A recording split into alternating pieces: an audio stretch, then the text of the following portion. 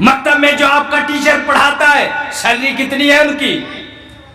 Salary کتنی ہے؟ مشکل سے 5,000 6,000، جبکہ 5-6 ہزار آپ کا ایک بچہ ایک مہینے میں چائے پی کے ختم کر دیتا ہے، اس کے چائے کا بھی خرچہ نہیں نکلتا ہے۔ یہ ناقدری ہے ٹیچر کی۔ اب جائیے دیکھیے ترقی ان ملکوں نے کی ہے جہاں ٹیچر اور اساتذہ کا احترام ہوتا ہے۔ جاپان میں کوئی ٹیچر پہنچ گیا، کسی ٹریفک پولیس نے اس کا چالان کاٹ دیا، وہ پہنچ گیا عدالت میں۔ جب وہ عدالت میں پہنچا، جتنے جج تھے عدالت میں وہ سارے کے سارے کھڑے ہو گئے، احترام میں کھڑے ہو گئے کہ ایک ٹیچر عدالت میں آ گیا ہے، ایسے کیسے ہو گیا؟ یہ احترام ہے ٹیچر کا۔ جو غیر مسلم ہے وہ اپنے ٹیچروں کا اس قدر احترام کرتے ہیں، اور ہم چاہتے ہیں کہ ہمارا وہ ٹیچر جو مسجد میں ہے، ہم نے اسے خرید لیا ہے 5,000 میں، وہ 24 گھنٹے مسجد ہی میں رہے گا، مدرسے ہی میں رہے گا، وہ عصر میں بھی کہیں نہیں جا سکتا، وہ کوئی دوسرا کام بھی نہیں کر سکتا۔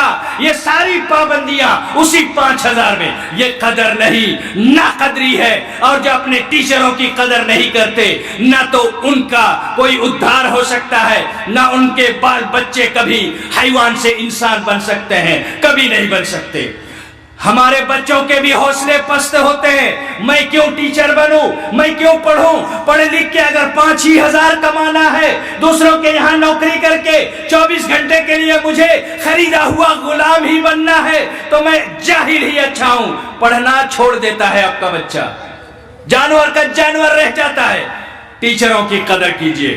میں ان ٹیچروں کی بات نہیں کر رہا ہوں، ان علماء کی بات نہیں کر رہا ہوں جن کو اللہ تبارک و تعالیٰ نے نشاندہی کی ہے اور ان کو چنہت کیا ہے۔ کیا کہا؟ یا ایھا الذین آمنوا ان کثیرا من الاحبار والرہبان لا یاکلون اموال الناس بالباطل۔ اے لوگو، بہت سے اولیاء اللہ، بہت سے علماء اور ائمہ، علماء بڑے علماء، احبار کہتے ہیں، بہت بڑے علماء، ان کو حبر کہا جاتا ہے اور اسی کی جمع ہے احبار۔ بہت سے بڑے بڑے علماء اور بہت سے بڑے بڑے اولیاء ایسے ہیں جو لوگوں کے مال کو ناحق طریقے سے ہڑپ لیتے ہیں، کھا جاتے ہیں، ہضم کر لیتے ہیں۔ جا کے فتویٰ پوچھو، پیسہ مانگتے ہیں، جا کے کوئی مسئلہ پوچھ لو بغیر پیسے کے نہیں۔ اگر سر میں درد ہو رہا ہے، دم کر دیا، اس کے پیسے وصول کرے گا۔ آپ کو دوا تعویذ لکھ دے گا، اس کے لیے پیسے وصول کرے گا۔ آپ کچھ بھی اس سے کروا لیجئے، اس کے لیے وہ آپ سے پیسے وصول کرتا ہے۔ کچھ تو حق کے ساتھ لے رہا ہے، لیکن کچھ ناحق طریقے سے بھی وہ آپ کے مال کو ہڑپ کر رہا ہے۔ وہ علماء نہیں، اللہ تعالیٰ نے ان کو علماء سو کہا ہے۔ وہ آپ کے بچوں کو انسان نہیں بنائیں گے، انسان بنانے والے وہ علماء ہیں جن علماء کے بارے میں اللہ تعالیٰ نے کہا انما یخشی اللہ من عبادہ العلماء۔ اللہ تعالیٰ سے ڈرنے والے اللہ کے خاص بندے ہیں، اور وہی ہیں اہل علم، وہی ہیں علماء جو آپ کے بچوں کو انسان بنائیں گے۔ تو علماء کے بارے میں آپ محتاط رہیں۔ جب اپنے بچوں کے لیے ٹیچر چنیں، کس مدرسے میں لے جانا ہے، مدرسے کو بھی دیکھیں، اس کے سلیبس کو دیکھیں، اور پھر وہاں کے ٹیچر کو بھی دیکھیں کہ کس طرح کی اس کے اندر لیاقت ہے، صلاحیت کتنی ہے، اس کے اندر قابلیت، وہ کتنا کوالیفائیڈ ہے۔ اس کو آپ دیکھ کے بچے کو وہاں رکھیں۔ اللہ کا شکر ہے، میں جس مدرسے کے صحن میں یہ بات کہہ رہا ہوں، مجھے پتا چلا ہے اس مدرسے نے اپنی آئیڈینٹیٹی بھی بچا کے رکھی ہے۔ یہ کوئی میڈیم یا اسکول وسکول نہیں ہے۔ اگر اس نے کوئی سہارا لیا بھی ہے تو اپنی پہچان کے ساتھ، اپنی آئیڈینٹیٹی کے ساتھ بہار بورڈ مدرسے سے میرے خیال سے منسلک ہے، اور یہ مدرسے کا ہویہ، وہ اس کی آئیڈینٹیٹی، اس کی پہچان ہے۔ اور اس وجہ سے میں تو کہوں گا کہ آپ اپنے بچوں کا مستقبل یہاں بہتر دیکھ سکتے ہیں انشاءاللہ۔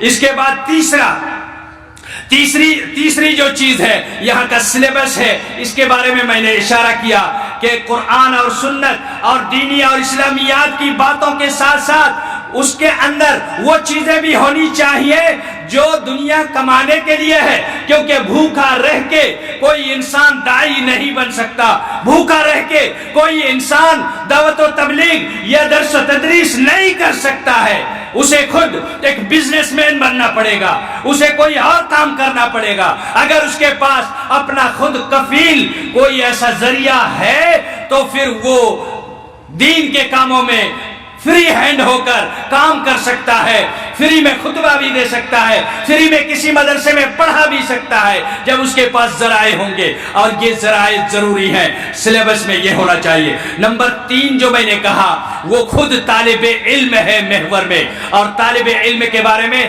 ایک بات عرض کروں گا، ایک ہی بات بلکہ 2 کہہ لیجئے۔ پہلی بات یہ کہ وہ اخلاص پیدا کرے اللہ تبارک و تعالیٰ کے لیے، اگر وہ علم حاصل کرے گا تو وہ کامیاب ہو کے رہے گا۔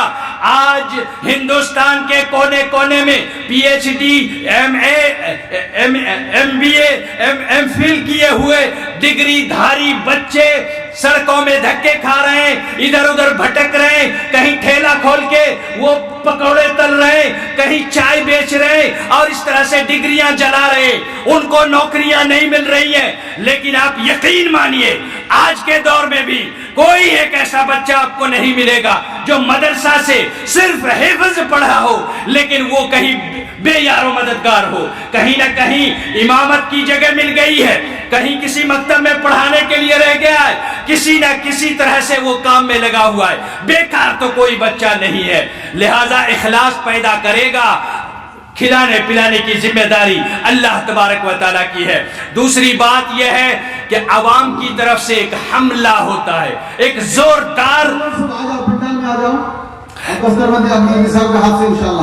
زوردار حملہ جو بچوں پر ہوتا ہے، اس سے خود کو بچانا ہے بچوں کو۔ اور وہ حملہ کیا ہوتا ہے؟ جیسے اس وقت بمبنگ ہو رہی ہے فلسطین میں، اس سے کہیں زیادہ گھاتک ہے یہ حملہ۔ اور وہ کیا ہوتا ہے؟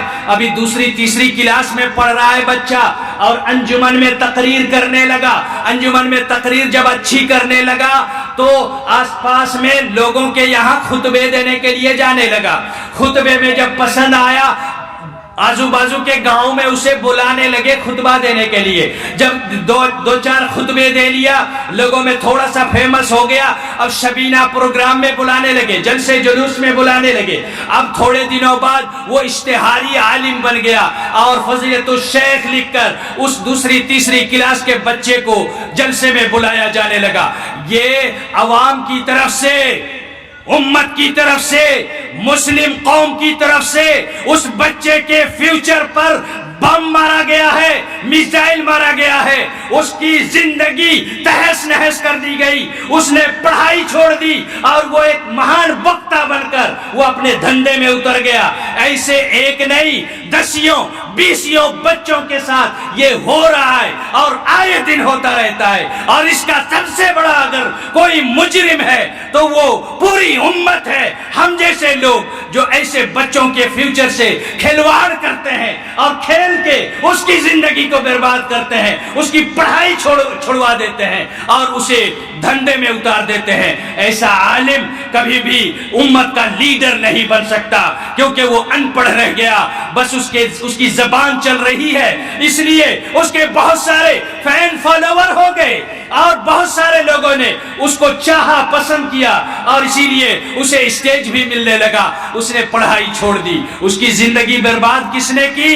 پوری امت نے، ہم جیسے لوگوں نے، جس نے اس کو بھیجا، غلط جگہ پر سپورٹ کیا اور غلط طریقے سے اس کو آگے بڑھایا۔ نہیں، خبردار میرے پیارو، خاص طور سے جو فارغ ہو رہے ہو، ان بچوں کے لیے میری یہ نصیحت ہے، غلط طریقے سے اگر آپ فین فالوور بڑھاتے ہو یا آپ پڑھائی چھوڑ دیتے ہو، دھندے میں اتر جاتے ہو، یا آپ کے دین کے لیے بھی نقصان دہ ہے اور آخرت کے لیے بھی نقصان دہ ہے۔ چلو حافظ جی بن گئے، ہم اپنے یہاں امام رکھ لیتے ہیں، جب آپ امامت کی نوکری پا گئے تو آپ نے پڑھائی چھوڑ دی. کیوں بھائی؟ حافظ بن کے کیا آپ کی پڑھائی پوری ہو گئی؟ نہیں، بالکل نہیں ہوئی. تو آپ کو یاد رکھنا ہے، آپ کو اپنی منزل یاد رکھنی ہے. ٹارگیٹ آپ کا ہے کہ آپ کو پڑھائی کہاں تک کرنی ہے.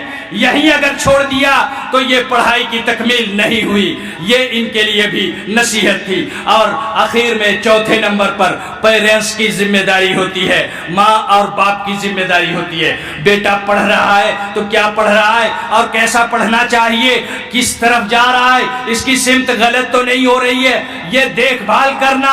اگر غلط سمت میں جا رہا ہے اسے رائے مشورے دینا اور اس طرح سے ان کو سنبھالنا، یہ ایک ذمہ داری ہے. اور ان ذمہ داریوں کے بعد ہی یہ چار لوگ ذمہ دار ہیں.